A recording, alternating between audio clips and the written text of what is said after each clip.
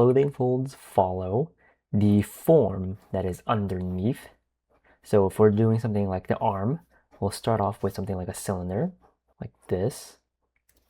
And then when we have the folds following it, it'll follow the gravity that's being brought down, and it'll keep whatever mass that it has. When we have two cylinders creating a bend, this bend makes two opposing sides, two opposing forces. You have one force over here, and you have one force over here. The first force, this is the peak, where all of this bend is happening.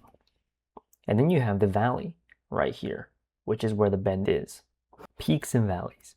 If the cylinder is straight, like how we talked about right here, the gravity will play more of an effect and have the fabric pull down around the bottom where it hits the ground. Now let's talk about mainly this, the bending and the folding of this, the peaks and the valleys. You have three types of intensity. You have the straight, and then you have the slight bend, and then you have like the very strong bend, the crease. For the straight, we're not going to go over because we already get how to use the straight. However, for the slight bend, you want to have radiating lines going from the peak down into the valley, like this. These lines, they radiate out in a fan-like shape, and on the valley side, these will form the creases, and the fabric will be squeezed together.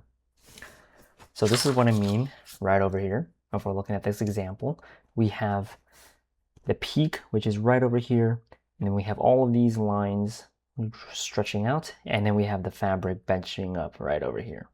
This example here is going to be the slight bend in a way, but also a straight. So we can see that the bends and the creases are not going to be as strong. Right? You have one main one, while here we have a lot.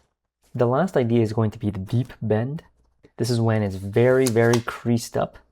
Now you can see that there's mainly one big crease, but I think the idea that I want to talk about is overlapping ovals. So when the arm is very, very creased up, like this, you have one arm, you have two arms, it's like this. You have your peak still, but then as these radiating lines, they end up creating oval shapes, like these. Because they crease so much, they end up forming these pockets. You can see a little bit of it over here, but you can also see it here, where it's making these like pockets over here, and this fabric is bunching up. So this is kind of what I'm saying about these oval shapes. Let's give a stronger example. You have an arm like this. You have your peak, and then you end up having these oval shapes because the crease is so intense, like that. The peak side is going to be nice and smooth because this is where all the tension is. It's a tension point. And then this valley side will have very irregular folds and creases to sort of showcase the randomness of everything.